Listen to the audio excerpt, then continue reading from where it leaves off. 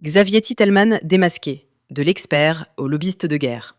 Dans cette émission de LCI, Xavier Titelman répète 2 fois le même schéma. D'abord, il affirme sans preuve que la Russie a délibérément choisi l'escalade en envoyant ses drones sur la Pologne.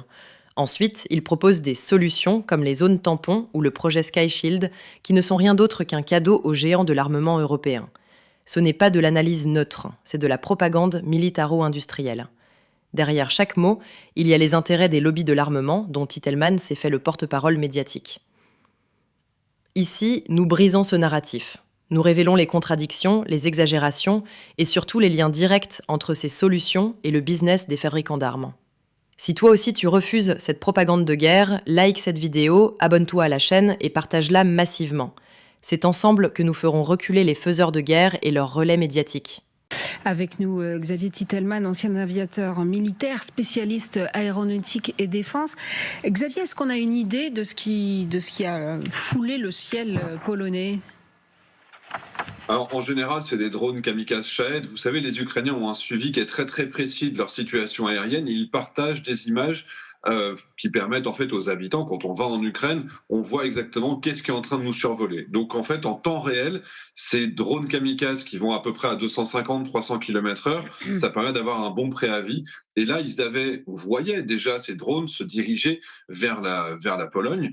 Et ce qui est intéressant, ou plutôt ce qui est dramatique, c'est que dans l'occurrence, c'est exactement ce qu'on est en train de voir, c'est qu'il ne peut pas y avoir d'erreur, ou alors, par exemple, on avait plusieurs fois eu des outils de guerre électronique ukrainiens qui avaient fait se perdre les drones qui étaient partis sur d'autres territoires, notamment la Roumanie et la Pologne.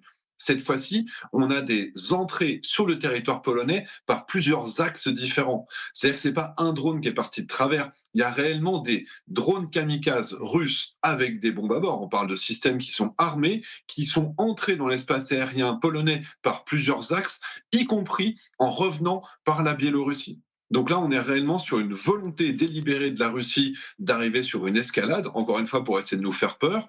La grosse différence par rapport au cas précédent où on avait juste regardé ces drones survoler puis qu'on n'avait pas agi, c'est que pour la première fois, il y a une réaction, il y a une interception, il y a une destruction de ces drones une fois qu'ils ont violé nos espaces aériens. Et ça, c'est vraiment la grande première. Ne nous quittez pas, Xavier Titelman. Emmanuel Ducrot ? Vous évoquez des précédents. Est-ce que, pour qu'on puisse bien prendre la mesure de ce qui est en train de se passer en Pologne, de ce qui s'est passé en Pologne, les précédents étaient d'une ampleur différente et dans d'autres pays européens ?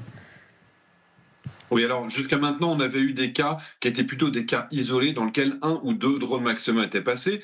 Par exemple, sur la Roumanie, vous savez qu'il y a ces villes portuaires sur le fleuve qui sont régulièrement visées et à quelques centaines de mètres près, c'était tombé en Roumanie au sol. On avait eu des cas sur la Pologne qui étaient de plus en plus loin dans le territoire polonais, avec notamment c'était encore il y a quelques semaines, qui est arrivé à moins de 150 km de Varsovie. Et ce qui était étonnant, c'est qu'à chaque fois, on voit ces drones russes qui survolent le territoire, et si ça va à quelques kilomètres sur les arrières, c'est quelque chose, éventuellement, on peut dire qu'il y a des erreurs de navigation. Mais quand ça va en ligne droite sur des dizaines et des dizaines de kilomètres pendant plus d'une heure dans le territoire polonais, là, on sait très bien qu'il y avait déjà une volonté à l'époque. On a eu des cas également sur la Lituanie qui a été survolée. Donc, on a quand même une répétition. Mais là, c'est la première attaque coordonnée, volontaire et massive d'un pays de l'OTAN par ces drones russes. Par le passé, on pouvait dire peut-être qu'ils n'ont pas fait exprès. Là, c'est la première fois dans laquelle il ne peut exister le moindre doute sur la volonté russe d'aller vers l'escalade et de nous impliquer davantage ou de nous faire craindre justement qu'il faut qu'on arrête de soutenir l'Ukraine. C'est encore une fois un message politique. 6 drones, 8 drones, il faut bien comprendre que c'est seulement ceux qui n'ont pas été interceptés par l'Ukraine, parce que pour arriver de Russie jusqu'en Pologne, ils ont volé quand même pendant plus de 2 heures au-dessus du territoire ukrainien. Et vous pouvez vous imaginer qu'il y a plus de 90% de ces drones qui sont détruits par les Ukrainiens avant d'arriver en Pologne. C'est-à-dire qu'en gros, l'OTAN est protégée par l'Ukraine en termes de défense aérienne avec une capacité d'interception qui est quand même très élaborée aujourd'hui. Donc si les Ukrainiens n'avaient pas fait le travail en interceptant l'immense majorité des drones, peut-être qu'il y aurait eu 10 fois plus de drones qui seraient rentrés cette nuit sur le territoire polonais. Donc c'est vraiment quelque chose de très grave. Voilà la méthode Titelman. Présenter un incident comme une preuve d'intention hostile délibérée. Mais aucun élément indépendant ne le confirme. Les drones Shahed sont notoirement imprécis. Même le Pentagone l'a reconnu dans un rapport de 2023. Ces engins low-cost, conçus pour saturer les défenses, sont régulièrement brouillés ou déviés de leur trajectoire par la guerre électronique. Institute for the Study of War 2023. Des précédents existent. En 2022 et 2023, des drones russes s'étaient déjà écrasés en Roumanie et en Pologne. L'OTAN avait parlé d'incidents accidentels liés au brouillage ukrainien. Reuters, septembre 2023. Mais Titelman gomme cette réalité et affirme aujourd'hui que Moscou cherche l'escalade. Or, si la Russie voulait vraiment provoquer l'OTAN, elle aurait utilisé des missiles balistiques ou des avions, pas des drones d'entrée de gamme dont la trajectoire est facilement chaotique. Ce que Titelman vend comme une preuve d'escalade n'est qu'un prétexte pour pousser à plus d'engagement militaire occidental. Xavier Titelman, selon vous, l'armée polonaise là, est en état d'alerte ? Alors déjà, leur simple réaction de cette nuit, pour la première fois, ils ont réagi, ça prouve qu'ils étaient prêts. Ils ont fait décoller, d'après les informations qu'on a, au minimum 8 avions de chasse F-16.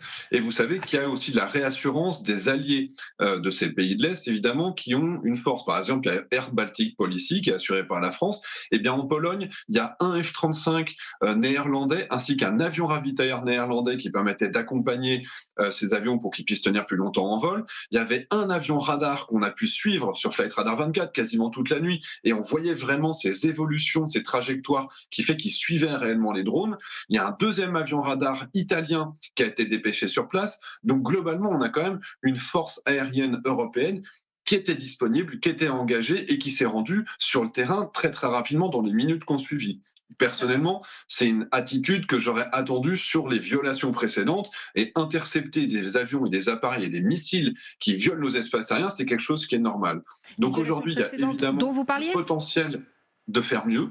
C'est-à-dire qu'il y a la possibilité d'intercepter ces drones dès qu'ils violent la frontière, voire même, encore une fois, intercepter avec les batteries de défense aérienne qui sont positionnées sur la frontière. On pourrait mettre une zone tampon. On pourrait décider d'intercepter ces drones dès qu'ils approchent de 20-30 km de la frontière. Ça protégerait des Ukrainiens, mais on garantirait aussi comme ça la sécurité de notre propre espace.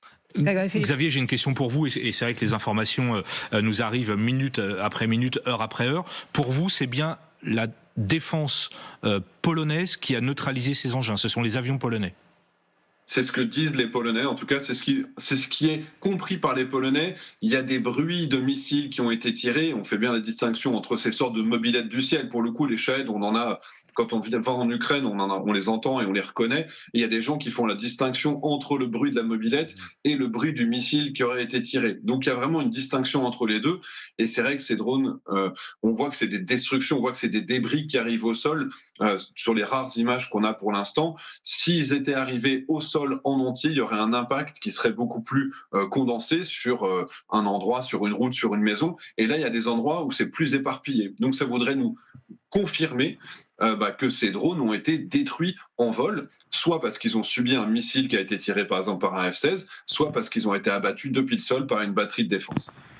Oui, Xavier Titelman, une question à nouveau. Il semble que l'armée polonaise déployée sur le terrain ait donc retrouvé des débris non loin de la frontière polonaise avec la Biélorussie. Et qu'est-ce que ça change sur le plan opérationnel? Ça veut dire que quoi? La Russie maintenant utilise la Pologne comme espace aérien pour aller taper des villes ukrainiennes à l'est comme Lviv. Ça, c'est aussi une escalade à craindre et à redouter? Alors malheureusement, c'est quelque chose qu'ils ont déjà fait plusieurs fois.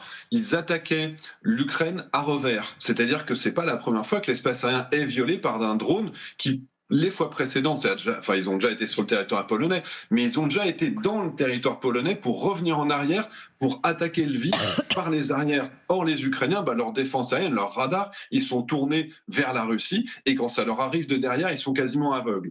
Les fois précédentes, on avait laissé passer ces drones qui étaient revenus sur l'Ukraine et qui avaient tué des civils. Malheureusement, c'est arrivé également sur la Moldavie, où les Moldaves le disent. Notre espace a été violé avec des missiles qui sont passés par le sud pour arriver sur les arrières vers la zone de Odessa. Donc ça, c'est quelque chose qui est arrivé plusieurs fois par le passé. S'ils le font plus massivement aujourd'hui, malheureusement, il faut juste le constater. Mais si on s'autorise enfin à intercepter ces missiles, c'est évidemment une bonne chose. Et je vais ajouter quelque chose qui est absolument incroyable. Le pays qui interceptait le plus de drones Shahed sur son territoire, c'était la Biélorussie. La Biélorussie, quand il y avait un missile qui passait, il l'interceptait. Nous, on était là en train de les regarder passer et la Biélorussie, elle se permettait de les intercepter. Mais là également, dans ce cas particulier, la Biélorussie a eu un viol de son espace aérien avec ces drones qui sont passés par la Biélorussie pour arriver en Pologne également. Donc là, les Russes, aujourd'hui, ils n'ont plus de limite dans le viol des espaces aériens. Avant, c'était pour prendre les Ukrainiens à revers ou alors pour nous faire peur. Là, très clairement, c'est une masse, c'est une quantité et c'est une profondeur dans le territoire polonais qui nous font croire que c'est pas simplement un drone qui allait faire demi-tour pour prendre les Ukrainiens à revers. Et la solution pour survoler nos territoires. La solution des zones tampons dont vous parliez tout à l'heure, est-ce qu'elle a déjà été envisagée par l'OTAN, par ces pays-là ? Alors, dans le premier cas où un drone ou un missile russe à l'époque était tombé en Pologne, il y avait eu l'éventualité, on s'était questionné sur la possibilité que nos défenses aériennes qui sont sur la frontière puissent intercepter ces missiles quand ils sont à 10-20 km dans la profondeur ukrainienne. Et dans ce cas-là, on se garantit une sécurité. Il y a aussi des grands projets qui sont aujourd'hui pas portés par des politiques, mais dans lesquels beaucoup de militaires et beaucoup d'anciens politiques sont engagés. C'est par exemple Sky Shield. Sky Shield, l'objectif, ce serait par exemple de dire la France protège la ville de Lviv. Et évidemment, tout ce qui tourne autour de Lviv sera intercepté, ce qui permet de sauver ces civils, de protéger les civils, mais ce qui permet aussi de protéger la Pologne qui est derrière. Et donc, il y a aussi une volonté qui est portée en France. Par exemple, il y a une pétition avec l'ancien numéro 2 de l'armée de l'air. Il y a vraiment des gens très sérieux qui poussent pour cette solution. C'est le politique, évidemment, qui doit le décider, mais militairement sur le terrain, c'est quelque chose qui est attendu depuis très longtemps. Et très clairement, l'armée, elle est prête à faire une opération extérieure de ce type-là, parce que la défense aérienne qu'on a fournie à l'Ukraine, elle n'est pas en quantité suffisante, mais elle prouve qu'elle est efficace. Et les Russes ont beau essayer de tirer dessus, ils n'arrivent pas à la détruire. Donc se déployer pour aider la défense aérienne ukrainienne et en même temps protéger nos espaces aériens, c'est quelque chose qui est légitime et qui est attendu. Merci beaucoup Xavier Titelman. À première vue, Titelman se présente comme un expert technique. En réalité, il pousse une logique. Toujours plus d'OTAN, toujours plus de militarisation. Les zones tampons, c'est déjà un vieux débat. En 2022, plusieurs responsables de l'OTAN avaient écarté cette idée car elle équivaut à créer une no-fly zone partielle. Et qui dit no-fly zone dit confrontation directe avec la Russie, BBC, mars 2022. Ce que Titelman propose, c'est en réalité d'ouvrir la porte à une guerre ouverte OTAN-Russie. Sky Shield ? Derrière ce projet se cachent Rheinmetall, Diehl et MBDA, 3 géants de l'armement européen. C'est un business colossal évalué à plusieurs dizaines de milliards d'euros, Financial Times, mai 2023. Présenter ça comme une solution militaire neutre, c'est oublier qu'il en est lui-même un lobbyiste médiatique. Quant à l'idée que la Russie utilise la Pologne pour frapper Lviv à revers, elle n'a jamais été confirmée par des sources indépendantes. Les rares fois où des drones sont passés par la Moldavie ou la Roumanie, l'OTAN elle-même a parlé d'erreurs de navigation, AP News, décembre 2022. Titelman déforme ses précédents pour renforcer son narratif de menaces russes délibérées. Xavier Titelman ne fait pas de l'analyse, il fait du marketing de guerre. Chaque phrase sert les lobbies de l'armement, pas la vérité. Si toi aussi tu refuses d'être manipulé par ces propagandistes, montre-le. Like, commente, abonne-toi et partage massivement. Fais exploser cette vidéo pour que la propagande de Titelman ne passe plus inaperçue.